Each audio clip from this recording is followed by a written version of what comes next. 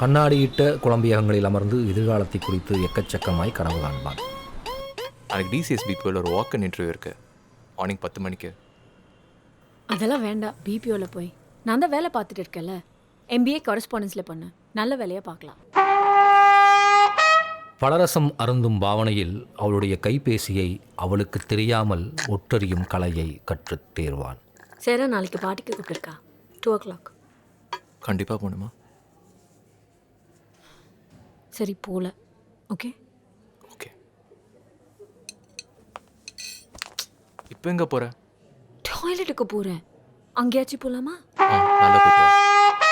அதற்கு பிறகு ஒரு திங்கள் கழித்து கடல் முன் நின்று கட்டித் தழுவி முத்தங்கள் பகிர்வான். அதற்கு பிறகு ஒரு திங்கள் கழித்து படுக்கை அறைக்குள் பதவிசாய் தள்ளி பாந்தமாய் கதவை மூடுவான். இப்பேற்பட்ட மாபெரும் காதலன் இதற்கெல்லாம் பிறகு கேட்பான், ஃபேஸ்புக்கில் உனக்கு எப்படி 2248 ஃப்ரெண்ட்ஸ்?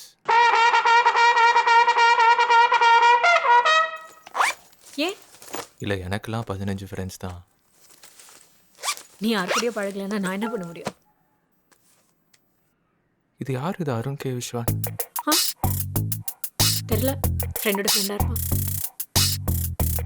உன் ஃபோட்டோக்கு யூ லுக் கார்ஜியஸ்னு கமெண்ட் பண்ணியிருக்கான். ஸோ யாருன்னே தெரியாத ஒருத்தன்.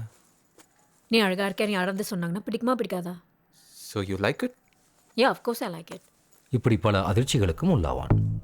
ஸ்கர்ட்டு ஆமாம், ஸ்கர்ட் தான். அது கொஞ்சம் இங்கே வரைக்கும் போடாமல் கொஞ்சம் கீழே இருக்கு, அங்கே வரைக்கும் போடலாம்ல? ஏன்?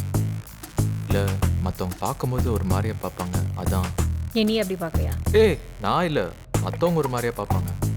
என் ஸ்கர்ட் பற்றிலாம் பேச வேணாம். I know how to dress and how to carry myself. நீ ஒன்றும் அதை பற்றிலாம் கவலைப்பட வேணாம். நான் சும்மா தான் சொன்னேன். அப்புறம் ஹாப்பி பர்த்டே தியா.